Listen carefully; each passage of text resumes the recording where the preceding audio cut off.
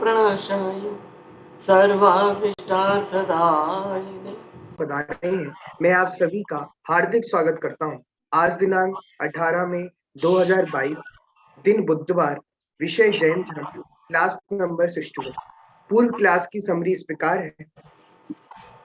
हमने पिछली क्लास में संसार भावना पर चर्चा देखी थी। कषाय संसार के प्रत्येक जीव में पाई जाती है।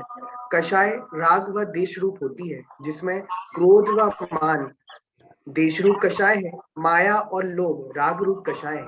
व्रत तप धर्म भले ही ना हो, परंतु कषाय क्लेश कम होना चाहिए।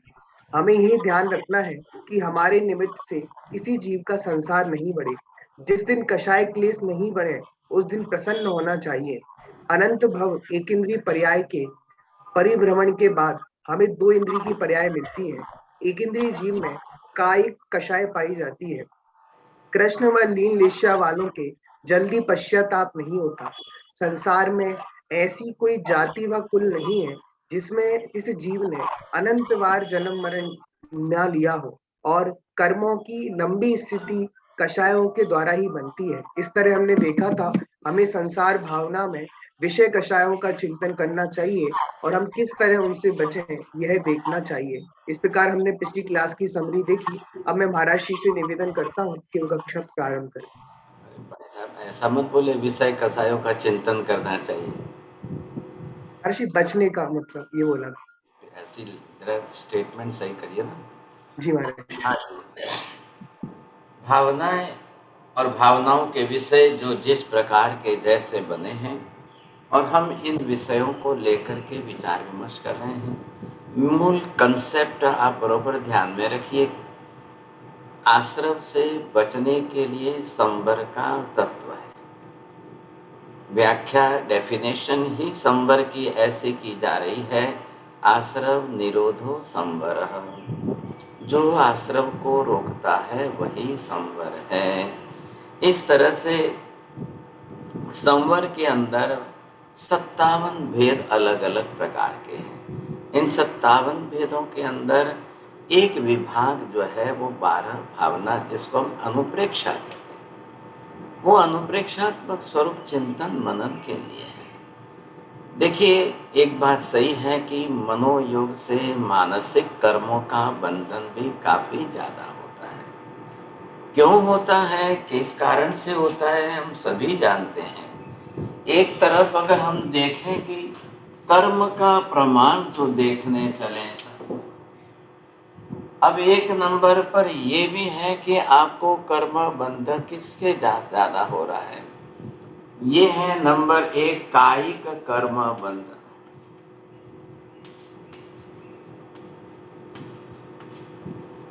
नंबर 2 है वचन योग के वाचिक कर्म।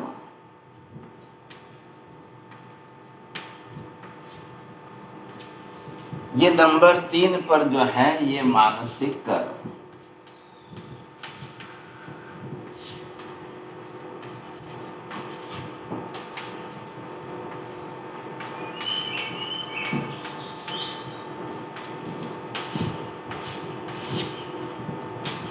हाँ जी। अब मैं आपको पूछता हूँ जैन साहब, बताइए कि इन 3 में से किनका कर्म बंध प्रमाण किससे ज्यादा होता है?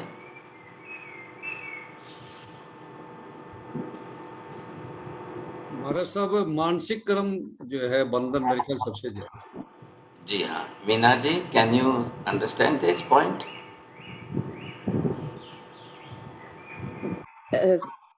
I don't know what it means, kaik karma, vachik karma, but I think what it means, what mansik means, something with the mind. Yes, kaik karma, in the sense the karma is bounded with the soul only with the help of the physical activities. The second one is the verbal. Whatever type of the language we are using, due to the language anybody else is they are listening, we are speaking. So is it possible that due to the verbal karma bounded is much more than either two, or what?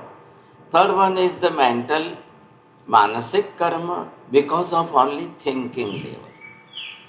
So the person who is doing the physical activities, having the speech, the verbal system and the mental. In the mental, we are just thinking only. Suppose in the night time we are sleeping but we are not getting the sleep, you see, at time just we are thinking constantly and continually. मनुष्य ये भी नहीं सोच सकता है कि अरे अरे अरे 1 घंटा बीत गया, 2 घंटा बीत गया। अब कभी रात को 1 घंटा नींद नहीं आती, कभी 2 घंटे नींद नहीं आती है, कभी किस समय नींद नहीं आती है, तो वो रिएक्शन बहुत भारी चलता रहता है ना। ऐसी परिस्थिति होती रहती है। तो उसमें के अंदर फिजिकल कर्म बांधने से बचने के लिए आश्रम में आपने देखा है 25 प्रकार की क्रियाएं। उन 25 प्रकार की क्रियाओं को रोकने के लिए हम व्रत, तप, पच्छखान, नियम आदि धारण करके व्रत से, विरति से, पच्छखान में आकर के हम कई प्रकार की शारीरिक क्रियाओं से होने वाले कर्म बंध रोकने के लिए बहुत कुछ कर सकते हैं। एक सामयिक लेकर बैठ गए तो सावज्जम जोगम पच्छखामी का पच्छखान हो गया। अब आप कर्म नहीं बांधेंगे, शारीरिक कर्म नहीं बांधेंगे। अगर मौन ले लिया तो वचन युग से वाचिक कर्म भी नहीं बांधेंगे। लेकिन तीसरे का क्या करना, मानसिक कर्मों को रोकने के लिए हम विचारों को सर्वथा स्टॉप नहीं कर पाते, ये तकलीफ। अब वो तो चलने ही वाले सब।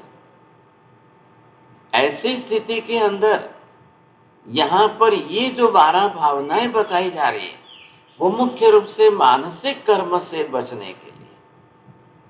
अब फिजिकल एक्टिविटी हमारी जब होगी तब होगी। पूरी रात आप सोते रहेंगे 8 घंटे, 7 घंटे, 6 घंटे, आपकी फिजिकल एक्टिविटी नहीं होगी तब आपको कर्मबंध, शारीरिक क्रिया से कर्मबंध नहीं होगा, लेकिन आपके विचारों का प्रमाण है। See here the percentage of that. So शारीरिक कर्म हमारे प्रतिदिन के 20, 25, 30% ही है। वचन योग के वाचिक कर्मों में ज्यादा क्लेश कसाय बीच में आ जाते हैं। भाषा के अंदर, बोलने आदि के अंदर भाषा का लेवल न रहे, भाषा के अंदर हमारी लेश्याएं मिट जाए, भाषा के अंदर हमारे आर्त रौद्र ध्यान के परिणाम जुड़ जाए, भाषा के अंदर हमारे अंदर जो है मानसिक कसाय जुड़ जाए, तब जो कर्मबंध होता है वो बहुत भारी होता है, वो बहुत भारी कर्मबंध होता है। लेकिन अब कई बार इन दो के बीच में कंपटीशन है, वचन और मन के विचारों में। ये वैचारिक कर्मबंध है, ये भाषा के कर्मबंध है, लेकिन भाषा के कर्मों को तो मौन रह करके बहुत जल्दी से रोक सकते हैं। अगर हमें ये समाचार मिल जाए कि कल जो है 2 जने वो आने वाले जिसके साथ हमारा झगड़ा चल रहा है, तो हम पहले से ही प्लानिंग कर लेते हैं, चलो चलो चलो मैं तो उस समय मौन में बैठ जाऊंगा, पच्छखान ले लूंगा, सामयिक ले लूंगा, मैं सो जाऊंगा या कुछ भी करूंगा, तो हम पहले से ही प्लानिंग कर लें। लेकिन अब रही बात यह कि मनोयोग के मानसिक कसायों को कैसे टालें, ये बहुत बड़ी समस्या है। मानसिक कसायों को टालना बहुत बहुत बड़ी मुश्किल हो रहा है, समझे कि नहीं। ऐसी परिस्थिति के अंदर ये जो अनुप्रेक्षा आपको बताया है विषय, ये चिंतन की धारा का विषय है, और इस चिंतन की धारा के विषय में हम जो हमारे मानसिक कसाय हैं उनको कैसे रोकें साहब। अब मानसिक रूप से विचारों के अंदर क्या हम विचारों के सब्जेक्ट को एनालिसिस कर सकते हैं, ये आपको देखना है। विचार आपको कब किस दिशा में कैसे आएंगे साहब। एक तरफ मानसिक रूप से अंदर कसाय भी है, एक तरफ मानसिक रूप से संताप भी है, एक तरफ मानसिक रूप से चिंता भी है, मन में मानसिक दुख भी है। ये सब कई चीजें मनोयोग के अंदर मानसिक विचारों में रहती है, कैसे रोके साहब। सैडनेस है, ये स्ट्रेस एंड टेंशन का कारण ये भी कसाय भी बन रहे हैं। नियम ये, जिसके जीवन में जितना ज़्यादा क्लेश कसाय रहेगा उसके जीवन में स्ट्रेस एंड टेंशन इतना ही ज़्यादा बढ़ेगा, संताप बढ़ेगा, चिंताएं बढ़ेगी, फिर सैडनेस आ जाएगी, लोग अपनी तरह से उदास हो जाएंगे, चिंताग्रस्त हो जाएंगे। और जब उदासी आ जाती है और चिंताएं बढ़ जाती है, तब तो सारे शरीर पर असर होती है, पाचन शक्ति भी मंद पड़ जाती है, नींद भी कम हो जाती है, विचार वायु बन जाती है। क्योंकि एक ही बात, एक ही विचार, एक ही विषय बार बार जो है वो विचारों के अंदर घोलते रहते हैं। अब उसमें से कोई बाहर निकलने का रास्ता नहीं मिलता है और सॉल्यूशन सामने होता नहीं है। अंतराय कर्म बड़े भारी हैं, कई प्रकार से अंतराय कर्म जब सामने उदय में आता है, तब जो है बड़ी परिस्थिति विकट होती है और हम उसमें से बच नहीं सकते, निकल नहीं सकते हैं। तब क्या करें? बहुत कुछ परिस्थितियां ऐसी आती है। ऐसी परिस्थिति के अंदर हमें बहुत जल्दी सोचना है, क्या हम किस प्रकार के अनुप्रेक्षा कर सकते हैं और किस प्रकार की कैसी अनुप्रेक्षा करने में हम कितने सफल हो पाते हैं। इसके लिए ये जो है, इन सब के लिए बचने का एक प्रताप। देखिए जरा, किसी का अनम्यूट है तो डिस्टर्ब ज्यादा हो रहा है। कोई भी हो भाग्यशाली, आप स्वयं से समझ जाइए। अमन जी, आपको पता चलेगा? जी महाराज जी, मैं देखता हूँ अभी, पता। हाँ, देख लीजिए, किसी का चालू रखा हुआ है, अनम्यूट है और फिर घर का डिस्टरबेंस आ रहा है।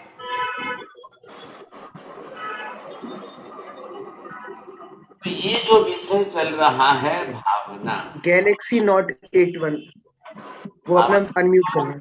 गैलेक्सी नोट 81, वो अपना म्यूट कर लें। हाँ जी, गैलेक्सी नोट आपको बोल रहे हैं, बंद करिए, आपका म्यूट करिए। हाँ जी, देखिए, वो सुन ही नहीं रहे कोई।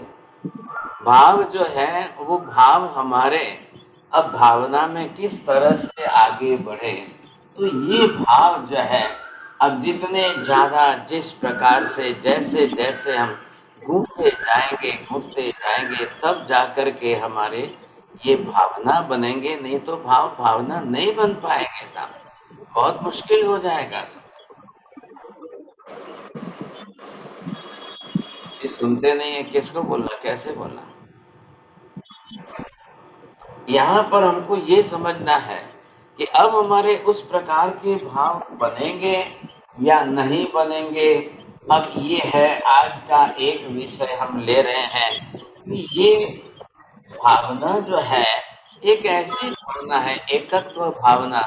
क्या हम ऐसी एकत्व भावना को भा सकते हैं, समझे कि नहीं? तो ये हमको ख्याल आ सकता है क्या?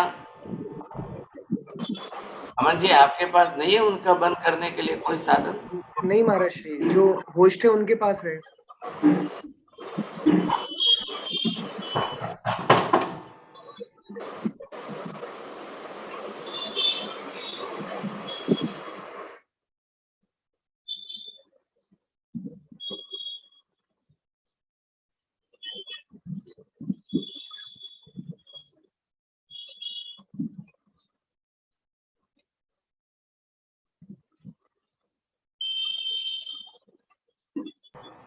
तो यहाँ पर हम देख रहे हैं कि एकत्व भाव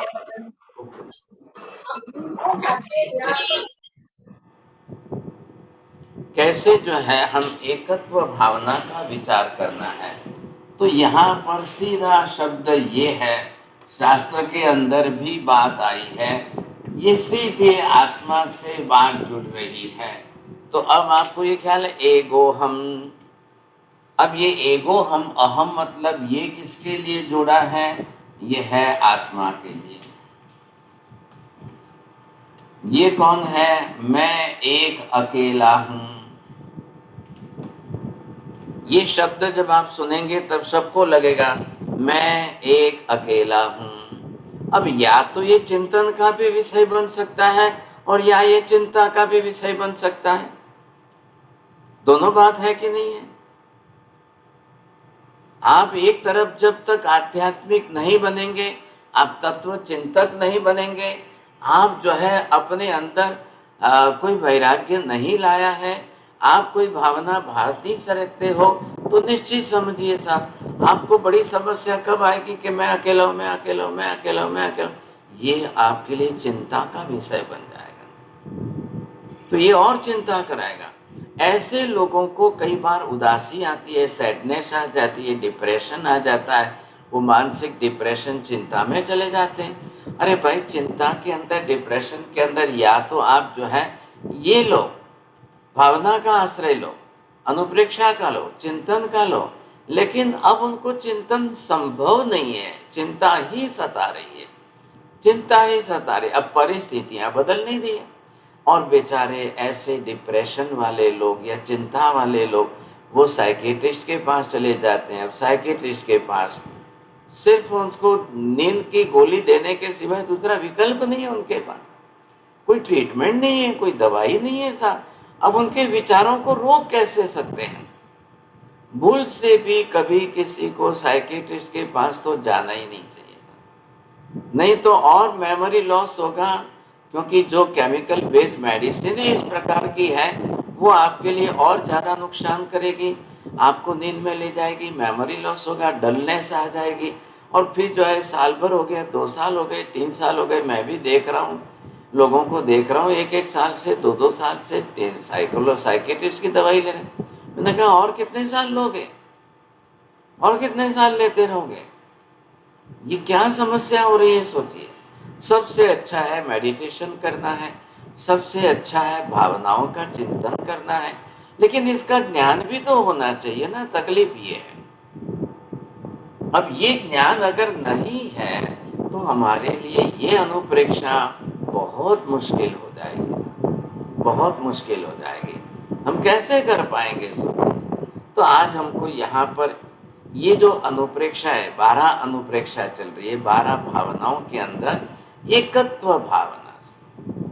अब क्या है इसमें, रियलिटी क्या है, सच्चाई क्या है?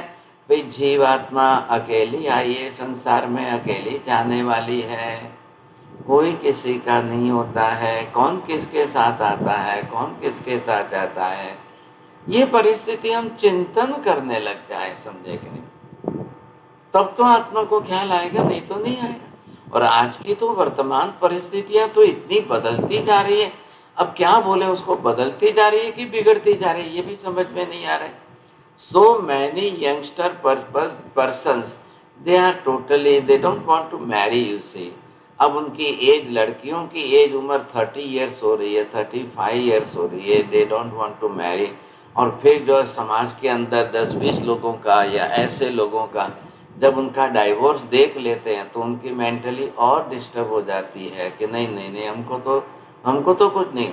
और लोग दीक्षा लेना थोड़ी चाहते हैं, संसार छोड़ना भी तो नहीं चाहते।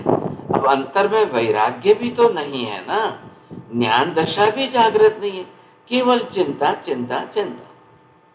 अब देखिए अंतराय कर्म सबका उदय में है, अब वो ऐसी परिस्थितियां निर्माण करता है, मोहनीय कर्म सबका है, अब उसके कारण संसार की परिस्थितियां तो बदलेगी बदलेगी। ध्यान से समझ लीजिए, पुण्य का विषय अलग है। पुण्य का काम है आपको जीवन की लग्जरी देना, सुख की साधन सामग्रियां दे करके आपके लिए जो है बहुत कुछ, सब कुछ अच्छा कर दे, समझा। हाँ जी, आपको गाड़ी मिल गई, बंगला मिल गया, मकान अच्छा मिल गया, सब कुछ अच्छा है। कई लोगों के पास करोड़ों की धन संपत्ति है, अब आज अकेले हैं। हाँ ये ठीक है, समाज के अंदर संसार में सब व्यवस्था आ गई, एक फ़ोन करो खाने का भी घर आ जाता है, एक फ़ोन करो हर वस्तु आपको घर मंगा लेते हो, पैसे हैं आपके पास, बस और कुछ नहीं है साहब। ऐसी परिस्थिति के अंदर मात्र पैसों से जो पूर्व में उपार्जित पुण्य था, भूतकाल का है, भूतकाल के भवों का है, पूर्व जन्मों का है, जो है जब का है, जिस तरह से है, आपने पुण्य अच्छा उपार्जन कर लिया है, सुख संपत्ति आपके पास अच्छी आएगी। लेकिन इतनी धन संपत्ति और वैभव होने के बाद अंदर जो डर खा रहा है, अकेलापन अकेलापन अकेलापन। अब कई लोगों ने वचन युग से वाचिक भाषा के क्लेश कसायों से संबंध तोड़ दिए। पहले भी मैंने शायद कहा था, आपको याद ना हो तो, 10 वैकालिक आगम शास्त्र के अंदर जहाँ पर परमात्मा स्वयं ये शब्द प्रयोग करके कह रहे हैं कि भाई देखो, कोहो पिम पणासई मानो विनय नाशनो माया मित्तानि नाशई लोहो सर्व विनाशनो। हे आत्मन, क्रोध से प्रीति प्रेम संबंध टूटते हैं, मान अभिमान अहंकार के कारण नम्रता खत्म होती है, विनय गुण चला जाता है। माया मित्तानि नाशई, जो माया छल कपट प्रवृत्ति करने वाले लोग हैं उनसे सारे संबंध टूटते जाते हैं, मित्रता भी नष्ट होती है, कोई मित्र भी नहीं बनता है। लोहो सर्व विनाशनम, लोभ वृत्ति ऐसी है कि उसके कारण सर्वनाश होता है। ये बहुत उपदेश दिया है भगवान ने, बड़ा अच्छा उपदेश दिया है और ये हम देख रहे हैं, प्रत्यक्ष देख रहे हैं। संसार के अंदर पूरी दुनिया में चले जाइए, स्वभाव के अंदर जो क्रोध मान माया लोग पड़े हैं, स्वभाव के अंदर राग द्वेष कसायों की तीव्रता जो पड़ी है, ये घट नहीं रही है, कम नहीं हो रही है। कोई सामायिक पूजा कर रहे हैं फिर भी कसाय कम नहीं हो रहे, कोई माला जप कर रहे हैं फिर भी कसाय कम नहीं हो रहे, कोई स्वाध्याय कर रहे हैं फिर भी कसाय कम नहीं हो रहे, कोई कुछ कर रहे हैं, धर्म तो कर रहे हैं ना लोगों के घर में धर्म आराधना, जिन जिन परिवारों के अंदर अपने वारसा में मिली हुई धर्म आराधना है वो परिवार वाले कर रहे हैं। कई पति पत्नी वर्षों से साथ में जी रहे हैं, साथ में रह रहे हैं, लेकिन क्लेश का साय बहुत भारी है। समाज के डर से कहो, जिस तरह से कहो, चल रहा है। हमारे यहाँ भी देखिए, हम संसार छोड़ के दीक्षा लेकर साधु बन जाते हैं, लेकिन क्लेश का साय स्वभाव में है। अभी तो छठे गुण स्थान पर आए, अभी तो कितने कसाय, अब इन कसायों को घटाने का संकल्प लेकर आगे बढ़े और वो साधना करते करते साधक बने और सहेतुक समझ करके क्लेश कसाय को घटाए तो सफलता मिलेगी, नहीं तो नहीं मिलती। चाहे साधु जीवन में हो चाहे श्रावक जीवन में, कसाय आएंगे, संबंध टूटेंगे, प्रीति टूटेगी, प्रेम टूटेगा, संबंध टूटेंगे और फिर जो है क्लेश कसाय बढ़ेंगे। सर, कई लोगों की समस्या, दुनिया में अकेले लोगों की भी संख्या करोड़ों की, बहुत बड़ी संख्या है, बहुत बड़ी संख्या, और ये तो दिन दिन बढ़ती जा रही है। आज की दुनिया में जो डाइवोर्स बढ़ते जा रहे हैं, मैरिज जितने हो रहे उसमें से 40% डाइवोर्स। अब किसी के डाइवोर्स 1 साल में हो रहे हैं, किसी के 2 साल में हो रहे हैं, किसी के 5 साल में हो रहे हैं, और सबके डाइवोर्स के केस की जो प्रॉपर स्टडी की जाए तो आपको क्लेश कसाय के सिवाय दूसरा कुछ नहीं लगेगा। छोटी छोटी बातों में छोटे से निमित्तों के अंदर लाइफ पार्टनर के साथ में संबंध टूट जाते हैं, कोर्ट कचहरियों के चक्कर लेते हैं, कोर्ट कचहरियों में जा करके वो डाइवोर्स के पेपर तैयार करके छूट जाते हैं। सर, तो क्या चलो छूटने के बाद शांति हो गई? डाइवोर्स होने के बाद बिल्कुल निश्चिंत है, आप वो शांति से जीवन जी रहे हैं, लेकिन बहुत मुश्किल है साहब उनके लिए भी।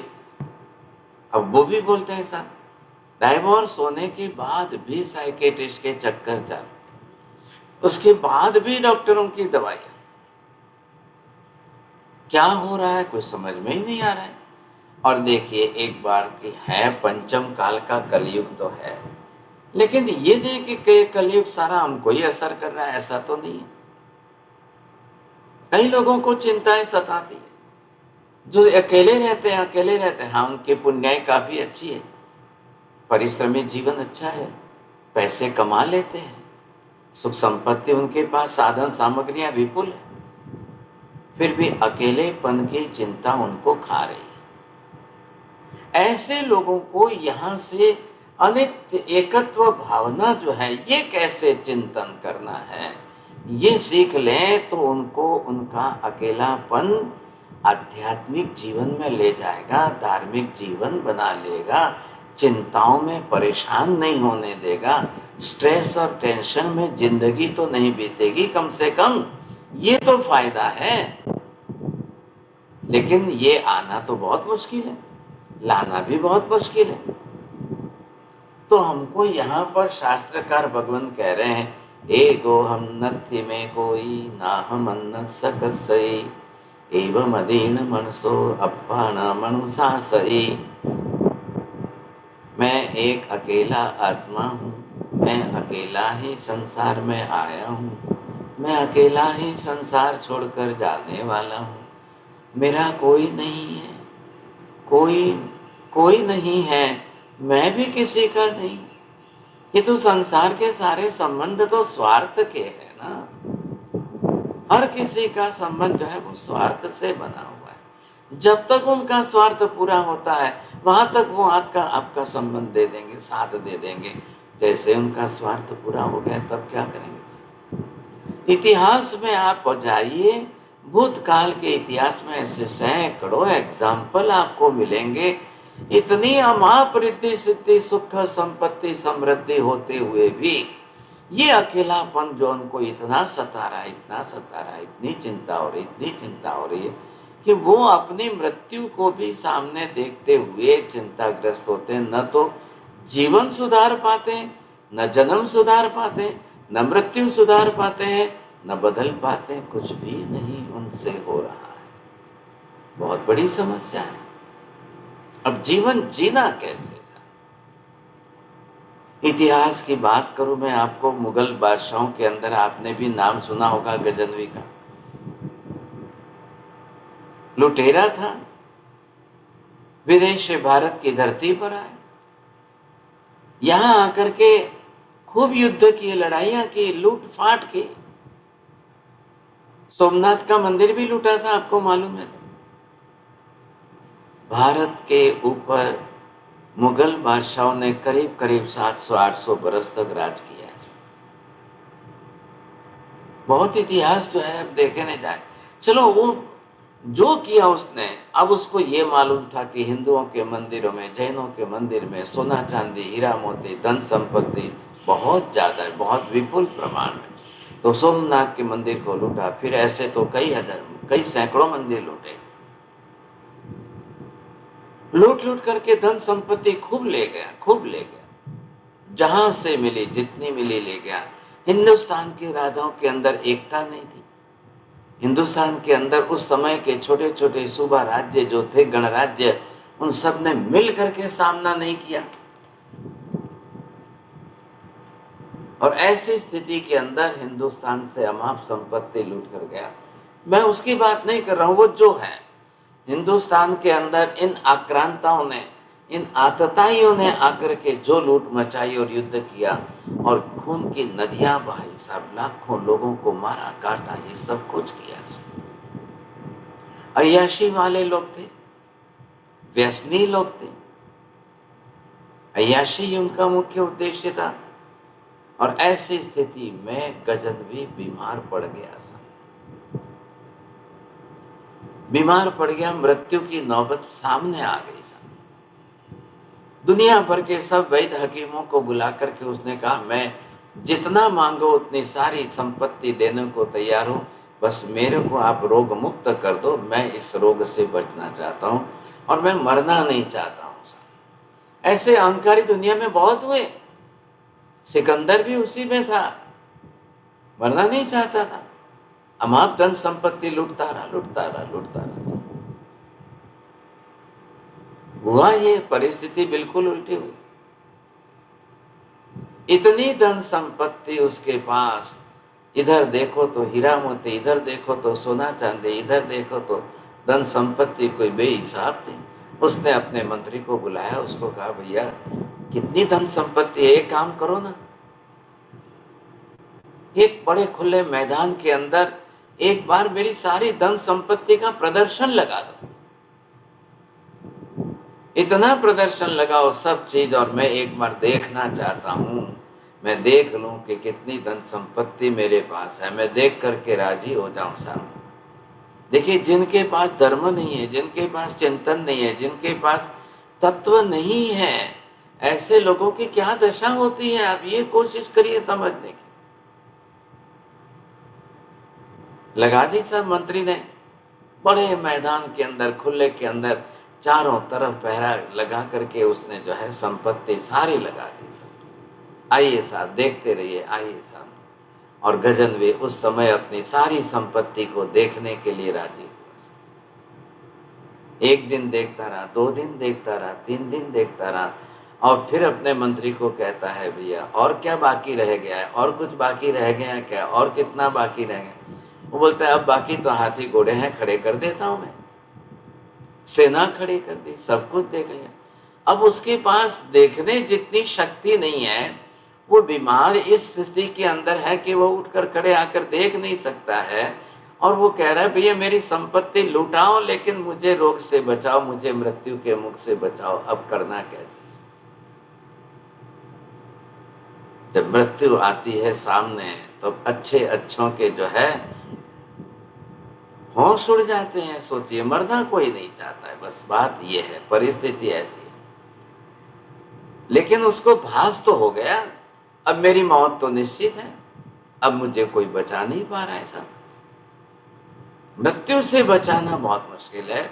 और ये बात तो कभी 1000 साल पहले की, लेकिन आज इतने एडवांस जो है मेडिकल साइंस हो गया, सब कुछ हो गया, क्या आज भी आप लोग ये सोचते हो कि मृत्यु से बच रहे हो?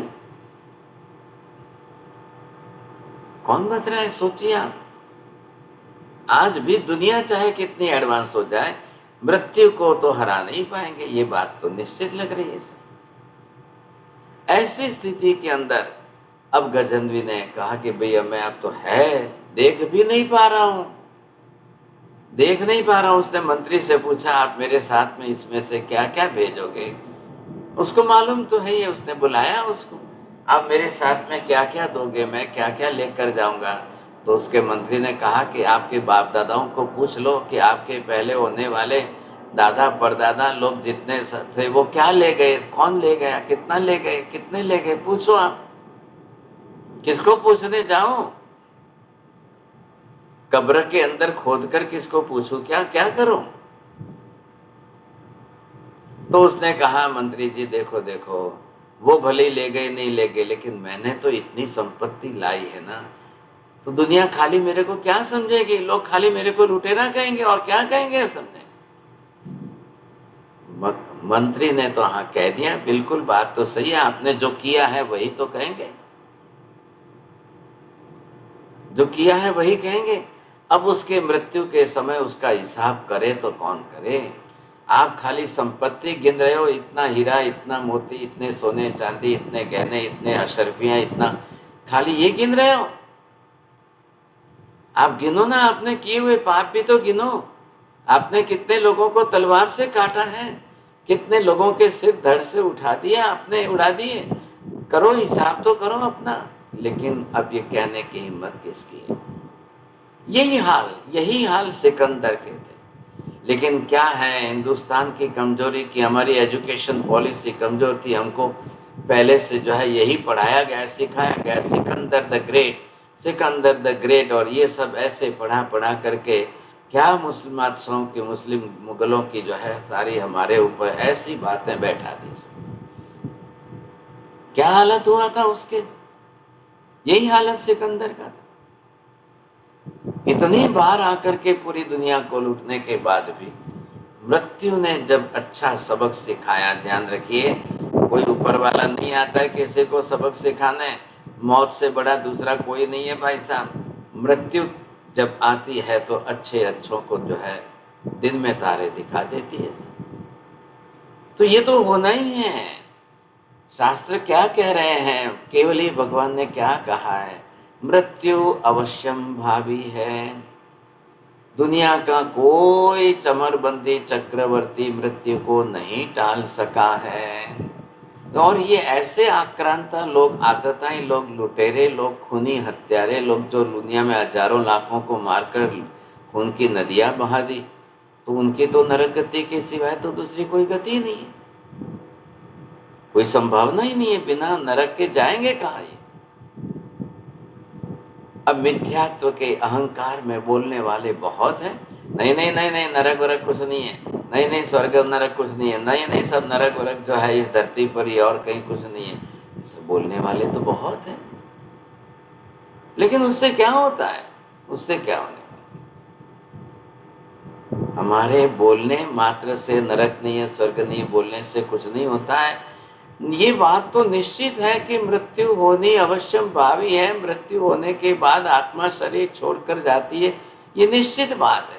शरीर यहीं पड़ा रहता है, चाहे आपको जलाना हो तो जलाओ, न जलाना हो तो कब्र में गाड़ो, जो भी कुछ करना हो करो, लेकिन मृत्यु अवश्यम भावी, इसको नहीं टाला जा सकता। हम सब पहले से समझ करके अगर इस एकत्व भावना को ध्यान में लेकर के चिंतन के अंदर लाएं, अनुप्रेक्षा के अंदर लाए और चिंतन मनन में ला करके पहले से इसको ले, ताकि हम उस चिंता को तो रोक सके। अरे हकीकत है, वास्तव में सच्चाई है। जब जीव जा रहा है, मृत्यु हो रही है और जा रहा है, आत्मा अकेली जा रही है। बेटा खड़ा है, बेटी खड़ी है, पत्नी खड़ी है, बहू खड़ी है, परिवार खड़ा है, सब सामने खड़े, सबकी आंखों के सामने उसको आंखें बंद करके जाना है। कोई रोक सकता है किसी को? कोई बचा सकता है किसी को जाने से? हम मात्र मृत्यु के समय ही चिंतन करेंगे क्या? मैं आपको ये पूछना चाहता हूं अशोक जी, मृत्यु के समय में कितने लोग चिंतन करते हैं और कितने लोग चिंताएं करते हैं? बोलिए, परसेंटेज किसके ज्यादा है? चिंतन तो बहुत कम करते हैं हमारे साथ, बाकी चिंता है तो काफी लोग करते हैं कि भी हमारी भी आने वाली है। चलो, आप तो करोगे ना चिंतन? जरूर जरूर बात अब आज से करोगे कि उस दिन करोगे जब आईसीयू? आज से ही पूरा ध्यान रखूंगा हमारा साथ। आईसीयू में रहेंगे तब चिंतन होगा क्या? नहीं नहीं, जब आईसीयू में रहेंगे तब चिंतन नहीं होने वाला है, कुछ भी नहीं होने वाला है। वहां पर आईसीयू के अंदर, हॉस्पिटलों के अंदर भी आज की तारीख में वो सबसे बड़ी उनकी पॉलिसी क्या है डॉक्टरों की? भाई आपको आईसीयू में रख देंगे, सलाइन चढ़ाएंगे, आपको ऑक्सीजन देंगे, सलाइन के अंदर एक एक इंजेक्शन डालते रहेंगे, आप नींद में रहो। और उनकी पॉलिसी है कि लेट हिम डाई पीसफुली। आपको तो वेंटिलेटर में रखते हमारा साहब, वेंटिलेटर में रखते। वेंटिलेटर तो बाद की बात है। पहले आपको ये है कि पहले तो आपको वो उनका पॉलिसी है कि लेट हिम डाई पीसफुली। भाई वेदना पीड़ा को सहन करते रोते चिल्लाते मत मरो, बेटर है कि आप जो है नींद में मरो, बिल्कुल नींद में मरो, शांति से मरो। आईसीयू का तो बहुत बड़ा खेल है, बहुत बड़ा खेल है, और आपको पता नहीं है। वहां करके सलाइन में डालते जाएंगे, इंजेक्शन देते जाएंगे, पता ही नहीं चलने वाला। चलो भाई, आप राजी हो, समझे कि नहीं, बहुत अच्छी ट्रीटमेंट मिल रही है, बहुत अच्छी ट्रीटमेंट मिल रही है। आईसीयू से बचकर आने वाले बहुत कम आते हैं सर, बहुत कम आते हैं। लेकिन ये जो परिस्थितियां हैं, उस समय हम सोचेंगे, उस समय हमारा चिंतन नहीं होने वाला है, उस समय और चिंताएं बढ़ने वाली है, और चिंताएं बढ़ने वाली है। एक भाई साहब को पूछा कि देखो आपकी मृत्यु इतनी अच्छी हो रही है, हॉस्पिटल बड़ी अच्छी ऐसी बनाई, आईसीयू अच्छा बना, लग्जरियस जो है, आपकी मृत्यु अंत में लग्जरियस हो, इतनी सुविधा हॉस्पिटल में आपके लिए, इतनी अच्छी, इतना एक दिन का 1 लाख का तो आपका किराया जो है बेड का है इसमें। वो कह रहा है भाई साहब इस समय मेरे लिए कुछ काम का नहीं, मुझे सिर्फ दुख पीड़ा तकलीफ वेदना चिंता के सिवा और कुछ नहीं हो। अब ऐसे समय में कोई धर्म समझाने आए, सुनाने आवे। एक भाई साहब जो है बेंगलोर से आए बम्बई, वो बोले कि मेरे खास फ्रेंड मित्र है, तो मैं इस समय आईसीयू में उनको थोड़ा धर्म समझाऊं, चिंतन मनन कराऊं। उन्होंने फ़ोन करके मुझे बुलाया है, तो मैं मेरा सब कुछ काम काज छोड़ करके इनके लिए स्पेशली आया हूँ। लेकिन अब वो आए सही, रहे सही, तो वहाँ नर्स कहती है कि नहीं नहीं, please go out, please don't disturb him, please go out, please don't disturb him. अब वो क्या करे, बोलिए। वो ये कह रहा है भाई साहब इनको कोई जरूरत नहीं है, इनको छोड़िए, मेरे मित्र हैं, मैं इनको ठीक कर दूंगा, मेरे साथ हंसेंगे बोलेंगे खाएंगे पिएंगे खुश हो जाएंगे, चलिए आप मुझे इनको छोड़ दो। लेकिन अब वहाँ के हॉस्पिटल के कानून अलग है नहीं नहीं हम ऐसे नहीं छोड़ सकते हैं, नहीं हम ऐसे नहीं छोड़ सकते हैं, और you don't come, please let him sleep peacefully. आप डिस्टर्ब कर रहे हो, आप डिस्टर्ब करो। अब ये परिस्थिति हो गई, करना क्या। कई बुजुर्ग लोग तो आज भी हैं हमारे साधु संतों में, तो कई ऐसे हैं वो साफ ना कह रहे हैं कि भाई साहब हमको हॉस्पिटल मत ले जाना, हमको हॉस्पिटल मत ले जाना, आप यहाँ घर में आराधना करा तो बहुत अच्छा हो जाएगा सब। एक भाई साहब अकेले थे, वो अकेले थे तो उनके पड़ोसी 2-4 जने इकट्ठे हुए, थोड़ी सी बीमारी आई कि उनको सीधे हॉस्पिटल ले गए साहब। वो बोले मुझे हॉस्पिटल की ट्रीटमेंट नहीं चाहिए, मेरे साथ 2-4 जने बैठो और बातचीत करो, बस मेरा रोग मिट जाएगा साहब। लेकिन कोई अब उनके पास बैठने को ही तैयार नहीं, कोई बात करने के लिए तैयार नहीं। अब इस परिस्थिति में क्या करना। वैशाख वद बीज लिखा है, मेहरबानी करके आप अपना म्यूट करिए, शांति से रहिए।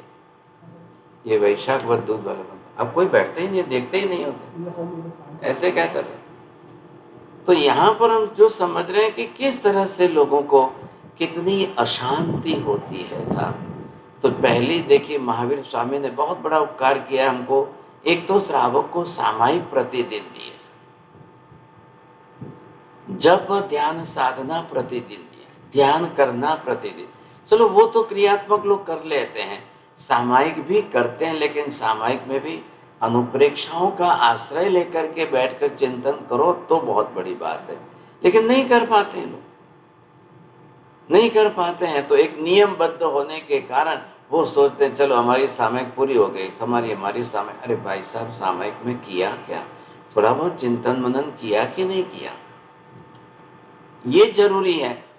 अब यहाँ पर सिर्फ एक शब्द पकड़ लीजिए बस, एगो हम, ये महावीर स्वामी के ओरिजिनल वर्ड है इसलिए मैं लिख रहा हूं। एगो हम, आज में आगे अलग जोड़ना, एगो हम नथी में कोई, मैं अकेला हूं कोई मेरा नहीं है।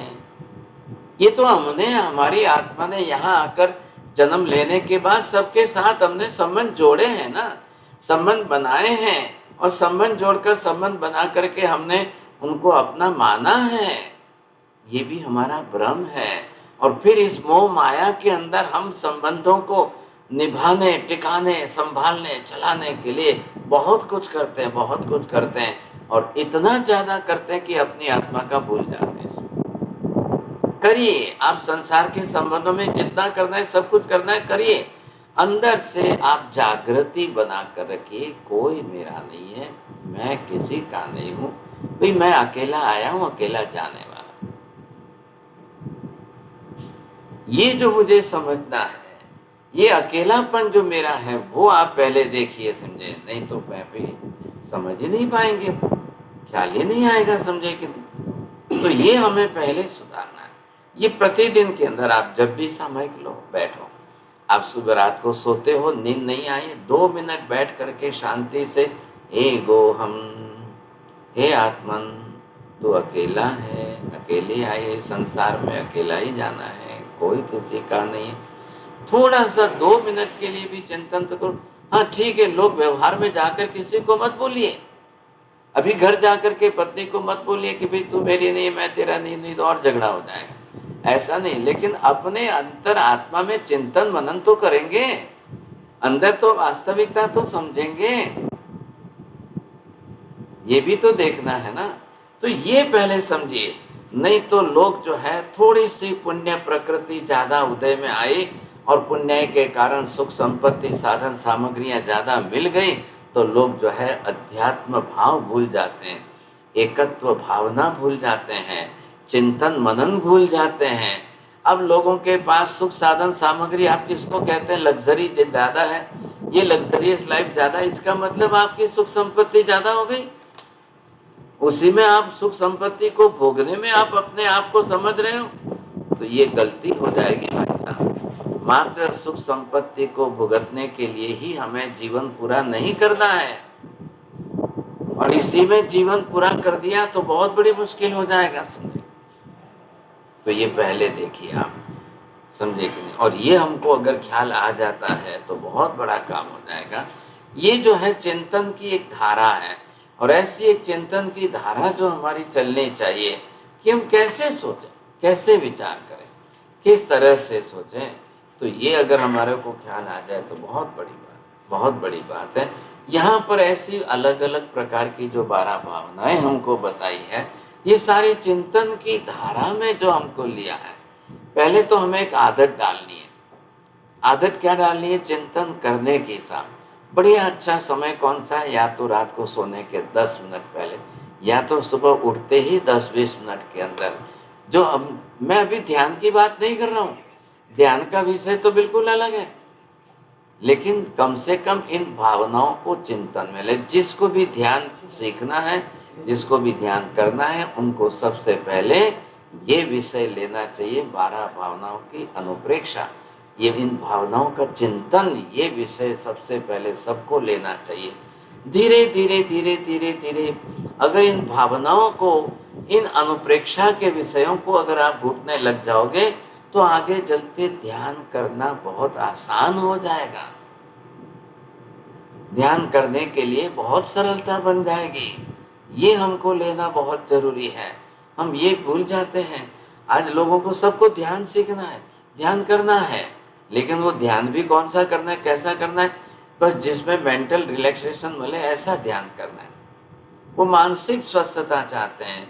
लोग त्रस्त हैं, लोग परेशान हैं। संसार के अंदर व्यापार, व्यवसाय, जीवन, व्यवहार, धंधा पानी, पैसा सब देख कर के लोग परेशान हैं और किसी से भी कुछ नहीं हो पा रहा है। आप सबको बोलो तो लोग ऐसा बोलते हैं, महाराज ऐसा मंत्र कोई बताओ कि मेरे सब तकलीफ दूर हो जाए। लोग बोलते हैं कि ऐसा कोई पाठ दे दो महाराज, ऐसा कोई मंत्र दे दो, ऐसा कोई। अब ये सब की चिंता है, लेकिन किसी को बोलो कि आप इस प्रकार का चिंतन तो शुरू कर दो। नहीं नहीं महाराज ये तो सब नहीं होता है। तो फिर लोग जाते हैं ध्यान कौन सा करो, ध्यान कैसा करो? नहीं नहीं बोलिए चलो मैं श्वास को देखता हूँ, मैं अपने शरीर के घुटनों को देखता रहूँगा, मैं सामने आलम्बन मिलेगा उसको देखता रहूँगा। ये सब लोग ऐसे ऐसे ऐसे करके अपने मन को थोड़ी देर राहत शांति देना चाहते हैं। इससे ज़्यादा उनके पास कुछ भी नहीं बच रहा है। सोचिए, इसलिए कई बार ध्यान करने के अपेक्षा ज़्यादा आप इन अनुप्रेक्षाओं पर ध्यान दीजिए, बहुत जल्दी हम बच जाएंगे, बहुत प्रकार से बच जाएंगे। सोचिए, आपको ये ख्याल आना चाहिए। ये है अनुप्रेक्षा का विषय है। आज हम एकत्व भावना को लेकर बात कर रहे हैं और फिर आगे बात करेंगे। इसी तरह से परिणाम ये आया कि आखिर गजनी ने अपनी तरह से अपने मंत्री को कहा, देखो भाई अब मैं ज़्यादा दिन तो नहीं निकाल सकता हूँ, लेकिन मेरे मृत्यु के बाद मेरे खुले हाथ मेरे जनाजा के बाहर खुले रख देना। बस दुनिया को दिखाना, इतना लूटने वाला, इतने लोगों को मारने वाला और आज खाली हाथ जा रहा है, उसके पास कुछ नहीं है, वो कुछ भी नहीं ले जा रहा है। देखो देखो देखो भाई, सबको बताना, सबको बताना, सबको कहना। यही हाल सिकंदर का था, क्योंकि इन लोगों के पास कोई तत्वज्ञान नहीं होता है, कोई चिंतन मनन करने के लिए कुछ भी नहीं होता है। एक व्यसन होता है कि लूटो लूटो, कहीं से भी मारो काटो, पैसे लाओ लूटो। बस ये पूरे आप 700-800 बरस तक का मुगल बादशाहों का काल देखे ना, मुगल काल का इतिहास पढ़ेंगे तो यही आपको देखने को मिलेगा, यही देखने को मिलेगा। इन 700-800 वर्षों के काल में जैन मंदिर कितने लूटे, कितने तोड़े, कितने फूटे, समय क्या परिस्थिति हुई, कल्पना बाहर की बात है। उस इतिहास को आज याद करें तो रोम खड़े हो जाए, रुआंटे खड़े।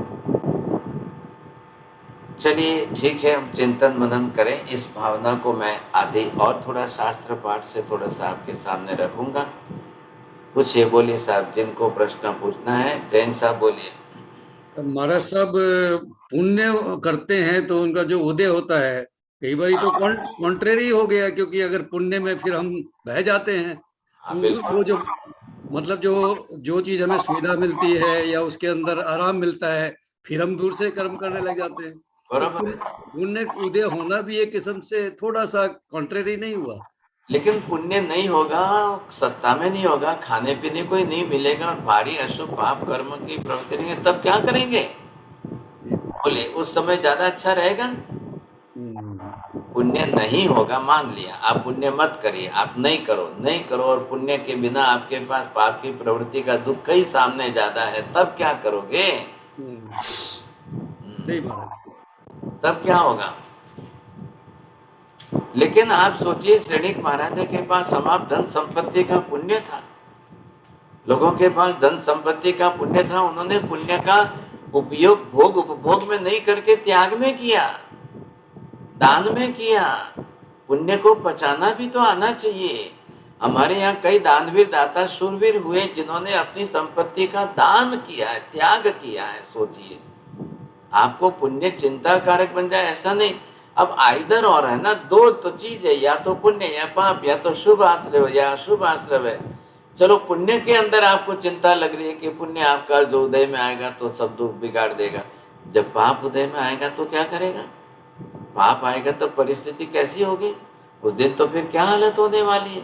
उस समय कौन अपने आप को बचाने वाला है, ये भी तो देख लो आप। हाँ जी, बोलिए, और किसी को पूछना है? बोलिए, मनीषा बहन जी, पूछना है?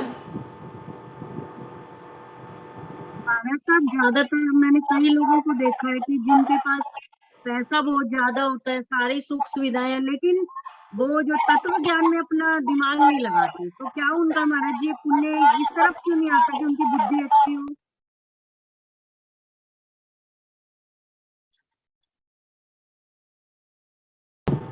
पुण्य के साथ धन संपत्ति का और तत्व ज्ञान का संबंध मत जोड़िए। पुण्य का बाहरी पुण्य है, द्रव्य पुण्य है, वो बाहरी साधन सामग्री का पुण्य लाके दिला देगा आपको। आपके पास गाड़ी बंगला मकान पैसे दागिने आभूषण सब मिलेंगे, लेकिन ज्ञान तो उपार्जन किया जाता है, तत्व ज्ञान तो घूट घूट करके उपार्जन किया जाता है। पुण्य से ज्ञान नहीं बढ़ता है, ये गलत संबंध मत बैठाइए। आप लोग अभी बैठे हो अपने अपने घर में, क्लास में आप जुड़े हो, तो क्या आप पुण्य बांध रहे हो क्या? नहीं, आप ये पुरुषार्थ है जो ज्ञान उपार्जन कर रहे हो, ये पुरुषार्थ है। सब विषय अलग अलग है, प्रतिदिन की क्लासें हैं, सातों दिन आपको अलग अलग विषय का ज्ञान प्राप्त हो रहा है। तो ये आपका ज्ञान जितना अंदर संग्रह इकट्ठा होगा वो आपको चिंतन मनन कराएगा। ये ज्ञान होना जरूरी है, ज्ञान के बिना अनुप्रेक्षा चिंतन मनन कुछ नहीं होता है। अब जिनके पास समाप्त धन संपत्ति रिद्धि सिद्धि बढ़ गई साहब, अब वो ज्ञान प्राप्त करेंगे कि वो बोलेंगे देखो मैंने तो 10 लाख का टीवी लाया, वो देखते देखते घर में नाच रहे हैं साहब। अब क्या करेंगे बोलिए साहब, क्या करना? हम मुंबई में गए थे एक जगह पर, तो एक परिवार में बुढ़ी माता बेचारी परेशान है इतनी पर, अब उनकी उम्र 85 हो गई, वो चिंताग्रस्त है, उनको बीमारियां हैं, तकलीफें हैं, वो रो रही है, उनकी चिंता है। लेकिन बेटे ने शादी की है तो उसने मम्मी का दरवाजा बंद करके, पोते ने तो दरवाजा वगैरह बंद करेंगे, दूसरे रूम के अंदर बड़ा टीवी वगैरह लाया है, क्या क्या है वो लगा करके बैठ बजा करके खुद नाचने लग जाते हैं। घर में 4 जने नाचते दिन करते बजा कर रहे हैं साहब। अब कोई वो बुढ़ी माँ के सामने देखने को ही तैयार नहीं, कोई देखने को ही तैयार नहीं। अब क्या करना, सोचिए समझे कि नहीं? ऐसी परिस्थिति के अंदर लोगों के पास जब ज्ञान ही नहीं होगा, समझ ही नहीं होगी, तो चिंतन मनन कहाँ से करेंगे साहब? मैं ये पूछूं कि आईसीयू में पड़े हुए कितने लोगों को आपने तत्व ज्ञान के पुस्तक पढ़ते हुए देखा है? आप भी तो जाते हो ना, रिलेशन में संबंध में हो, हॉस्पिटल में मिलने जाते हो, देखने जाते हो, ख्याल है कि नहीं? एक भाई साहब हॉस्पिटल में, उनको 10-15 दिन डॉक्टर ने बोला हॉस्पिटल में रहना है, तो वो बोले भाई साहब एक टीवी लगा दो। वो बोले एक टीवी वीवी लगा दो, मैं वीडियो देखता रहूँगा, मेरा टाइम पास होता रहेगा, समझे। तो उनके पोते ने आकर बोला पापा मैं महाराज साहब की बुक ला के दे दूँ, आप पढ़ते रहो तो अच्छा रहेगा। तो फटाक से उन्होंने पुस्तक लेके फेंक दी, समझे। वो बोले थे कुछ नहीं, मैं टीवी भी देख करके 15 दिन बिता दूंगा साहब। अब 15 दिन बिता करके 12 लाख रुपए का बिल चुका कर हॉस्पिटल से घर आए। ये परिस्थिति हो गई साहब। 2 महीने हुए घर में कि वापिस हॉस्पिटल में एडमिशन हुआ। फिर ऐसे ही करते उनका आयुष्य ही समाप्त हो गया। क्या लेके क्या गए, साथ में क्या आया, सोचिए। ये परिस्थितियां तो आज घर घर है। आज जो लग्जरियां बढ़ रही है, पुण्य का भोग बढ़ रहा है, उपभोग बढ़ रहा है, और ज्ञान घट रहा है। ज्ञान का चिंतन मनन घट रहा है, पुस्तक का अभ्यास भी घट रहा है लोगों को। सब देखिए आप। चलिए, बहुत धन्यवाद। अभी 2 मिनट में दूसरी क्लास चालू करते हैं। नमो हरियंताणम, नमो सिद्धाणम, नमो आयरियाणम, नमो वज्रायाणम, नमो लोहे सव्वसाहुणम, हे सुपंच नमोकारो सव्वपावपणासनो, मंगलाणं च सव्वेसिं परमं हवै मंगलम्। मंगलं भगवान् वीरो, मंगलं गौतम प्रभु, मंगलं स्थूलिभद्राद्या जैन धर्मोऽस्तु मंगलम्। चत्तारि मंगलम् अरिहन्ता मंगलं सिद्धा मंगलं साहु मंगलं केवले पन्नत्तो धम्मो मंगलम्। चत्तारि लोकोत्तम अरिहन्ता लोकोत्तम सिद्धा लोकोत्तम साहु लोकोत्तम केवले पन्नत्तो धम्मो लोकोत्तम। चत्तारि शरणं पवज्जामि अरिहन्ते शरणं पवज्जामि सिद्धे शरणं पवज्जामि साहु शरणं पवज्जामि केवले पन्नत्तं धम्मं शरणं पवज्जामि। सर्वमङ्गलमाङ्गल्यं सर्वकल्याणकारणं प्रधानं सर्वधर्माणां जैनं जयति।